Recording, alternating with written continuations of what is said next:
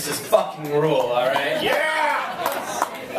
There are some of the best baristas in the world here tonight, and I'm very special. I'm very special to have some of my best friends here tonight, which are the same people and others. Great poets. Thank you, Nick. Thank you, Mary, for having me here. I'm just gonna read some stuff. Steven, your poetry was amazing, dude. Thank you. I'm just going to start it off with a list, which is kind of like what probably all these poems will be about. List. Back's what we go on, Nick to the bar stools. List to stew much about nothing. The beer is yellow and cold. There are also flowers and ghosts of disappointed women in bloom, to and fro, their skin to skin. This next poem is in a form called a bop, which is just like sweeping the nation. It's where you kind of write a sonnet, but you put in lyrics, a refrain from a song, a pop music song probably, after each kind of stanzaic evolution. So this one draws upon what I think is one of the greatest phenomenons of all time, which is a band called Jodeci. It's one of my favorite bands. I'm fucking serious, right next to TLC, alright? So this is called Jodeci Bop, and it draws from their song Come and Talk to Me, off their first album, which is one of the greatest. Alright. Come and talk to me. My buildings cry. The antique malls, the frank corners divided into what some will choose, a bus shelter, or for others a front, like the head shops, a fixed and wooden beacon, the Indian statue beckoning one inside. What to say? Come and talk to me, I really wanna meet you, is in his eyes. From peering into majesty, I forgot that a cleft and dirty chin draws shade like a trap. Draws a blood cleft across the eyes. Draws the blood cleft of an imperfectly hewn nose. A whale-fin glyph to, somewhere, keep a riff-raff knuckle down the forehead under the deadest possibility against the lie. Can I talk to you? I really wanna know you. Down at Lulu's. Are we not ashamed to remark that at this, a time for stabbing, is it not? I do not know what is that I have been watching some folks not treated right, turning hunger to strike. Come and talk to me. I wanna know you.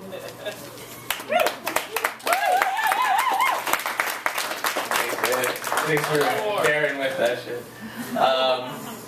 Alright, and this is called Tonight 2. Tonight I kiss your yellow angiography, sent like beautiful hair through the high window. Oh, I was going to say, this poem is about looking up and seeing light coming through a high window. Moments bending, you monitor rows combing out from a window. You soft, you seal. You left your beach for a dirty veil of whiskers and flopped like a broom on my avenue, where I am already rolling away like a crisp apple. Down Reverence Avenue. Down Reverend Avenue of cement-lined mulatto event. Down stucco moments lying together like candle noses. Like lick lips and pouch fingers, drunk dilly. These low-bending, one full arch over your nose to encompass you in blessing. Alright, number 4. Okay. This is called Casper's, and this is about going to Casper's, which is on 51st and Telegraph, to get a hot dog. Casper's. Gone to the counter for a unique hot dog experience. She sits at the red and yellow counter.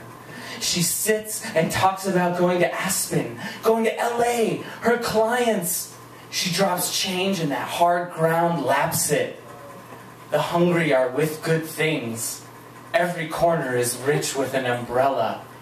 But I snatch at a patch of light on the full belly, her belly, and that makes a spectacular... This one's called Embarcadero. Embarcadero. Hers is the production crew I would hope to work with again. A face to relegate cranes, to serve a viscous water feast. And swerve, the could not imagine, is everywhere. It is the fit of the touristy man's ball cap and the mop-off of his hotel sleep.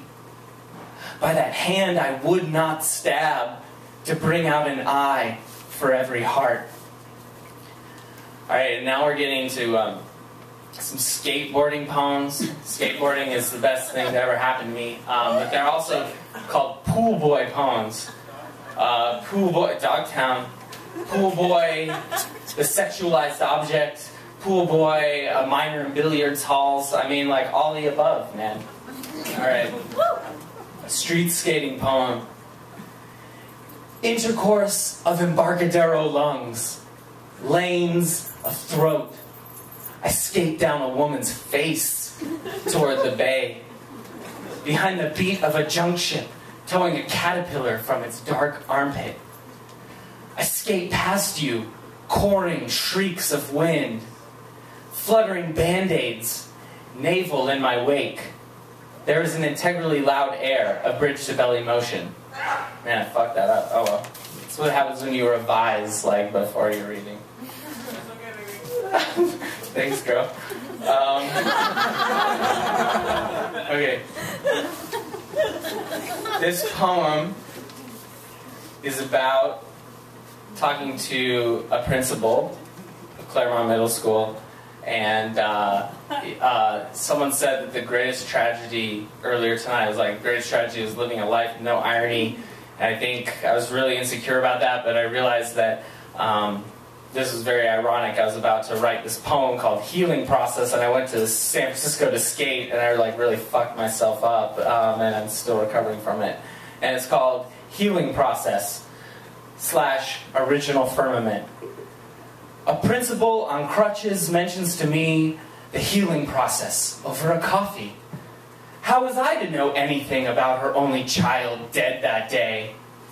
Ease her into a forward healing process, into what smells like Michigan, where concrete needles afar palm the robin's egg dome.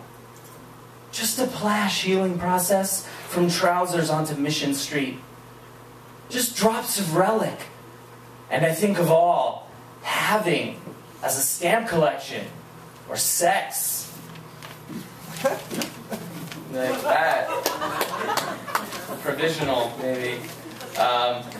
This poem is called Provo, and it's about being injured and just like sitting in Provo Park across the street from Berkeley High, playing my recorder and smoking cigarettes and watching kids skateboard, feeling sorry for myself.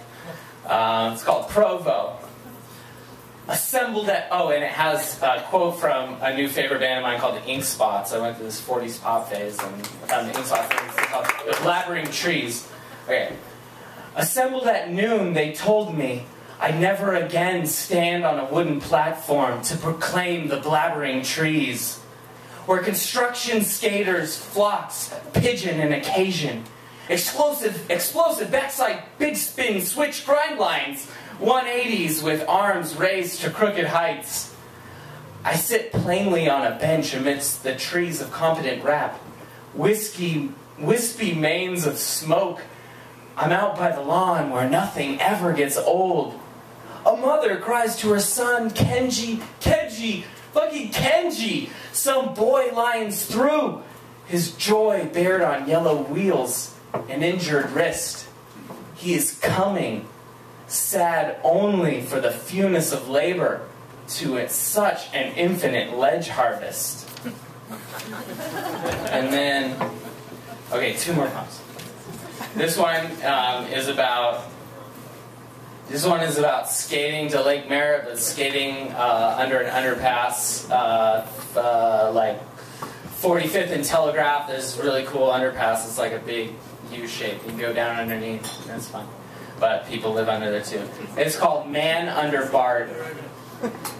Hair at the electric rails, through prayer, and without ever leaving the walls of her convent. Own. I leave the gallery, skate to the lake, flip tricks, and whatever I can get, take. Recognize her deep blue stare, our will to look at the nest of pieces in underpasses past. And this is my last poem.